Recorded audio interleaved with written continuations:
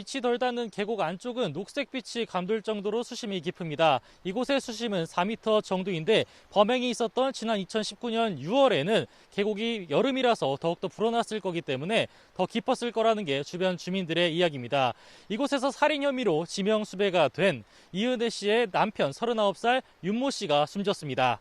계곡 안내판엔 정비 없이 뛰어내려서 인명사고가 난 곳이라고도 쓰여 있는데요. 이 씨는 헤엄칠 줄 모르는 남편을 장비 없이 뛰어내리게 하고 구조하지 않은 것으로 알려졌습니다. 현장에 내연남 조현수도 있었습니다.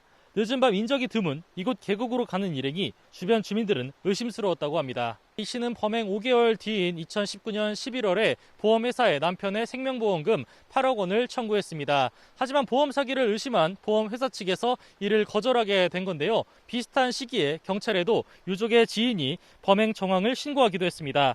사건을 넘겨받은 인천지방경찰청은 검찰청은 휴대전화 기록과 관련자 조사 등을 이어가 이 씨와 조 씨에게 살인 혐의를 적용했습니다. 이들이 같은 해 2번이나 윤 씨 살해를 시도한 정황이 발견되기도 했습니다.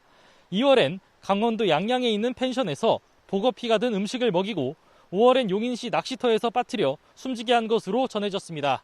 검찰 조사가 진전되던 지난해 12월에 이들이 소환에 불응하고 잠적해버렸습니다. 연락을 끊었기 때문에 검찰은 이들을 추적하고 나서게 된 건데요. 해외 도피 가능성을 차단하고자 출국 금지도 신청해 두었습니다. 추적에 커다란 성과가 없자 엿새 전인 지난달 30일 이들을 공개 수배하게 됐습니다.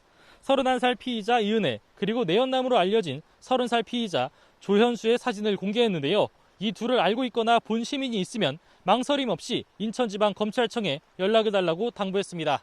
SNS나 인터넷 등지에서 피의자 이은혜와 관련된 의혹들이 계속해서 제기되고 있습니다.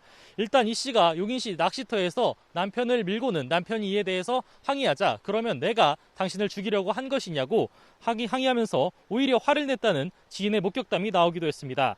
또 이 씨의 과거 연인들이 석연치 않게 숨졌다는 이야기도 나왔는데요.